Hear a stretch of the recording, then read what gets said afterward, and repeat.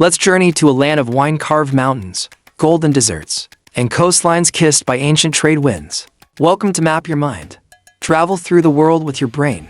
Today, we set sail for Oman, a place where Bedouin traditions still whisper through the dunes, and seafaring tales echo in bustling souks and quiet harbors. It's not just the backdrop of Arabian romance and ancient incense roots. It's a nation with a story as vast and resilient as its desert skies, where the desert meets the deep blue sea. Long before oil, before skyscrapers, before borders as we know them, there was Oman, and it was powerful. Positioned on the southeastern tip of the Arabian Peninsula, Oman was a vital node in the great web of Indian Ocean trade. Its ancient sailors mastered the monsoon winds, building sturdy dhow ships that reached the shores of India, East Africa, and even China. In antiquity, the land was known as Magan, famous for its copper and its connection to the great Mesopotamian civilizations. Oman was also a key part of the frankincense route, exporting the precious resin from its southern region of Dhofar to temples and courts across Egypt, Rome, and India. This wasn't just commerce, it was cultural exchange, the lifeblood of the ancient world. Empires, sultans, and sea kings.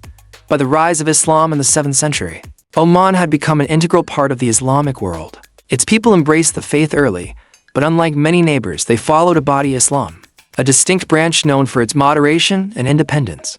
It remains Oman's dominant faith today. As centuries passed, Oman's influence expanded.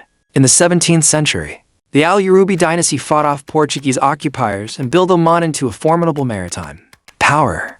By the 19th century, under the Al-Busaid dynasty, Oman was an empire in its own right. The Omani Sultanate ruled parts of modern-day Pakistan, Iran, and especially East Africa, including Zanzibar, which became a second capital of the Omani Empire. Imagine that, an Arab kingdom with dominion over swathes of the African coast, shaping trade, language, and culture across the sea. But like all empires, Oman's too would wane. European colonial powers grew stronger, and by the 20th century, Oman's territory shrank as Britain took increasing control over the Gulf. The modern Renaissance. In 1970, a quiet but powerful revolution transformed Oman.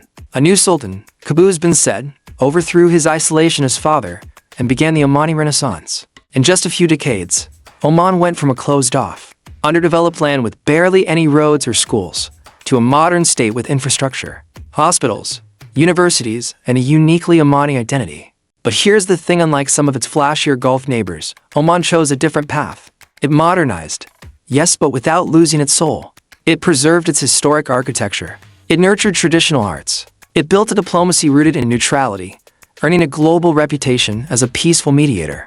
Today, Oman remains one of the most stable and serene countries in the Middle East, known for its majestic forts, misty mountains, whitewashed mosques, and the smell of frankincense on the sea breeze. Fun fact, Oman is one of the few countries in the world where frankincense trees grow naturally, especially in the Dhofar region. This ancient resin was once considered more valuable than gold and was offered to kings and deities alike. So, when you think of Oman, picture more than desert sands. Think of sailors who read the stars before compasses, of a people who stood firm between empires, yet remained distinctly themselves, of a nation that chose tradition and dignity over noise and neon. This is Oman, calm, wise, enduring. Where to next on Map Your Mind?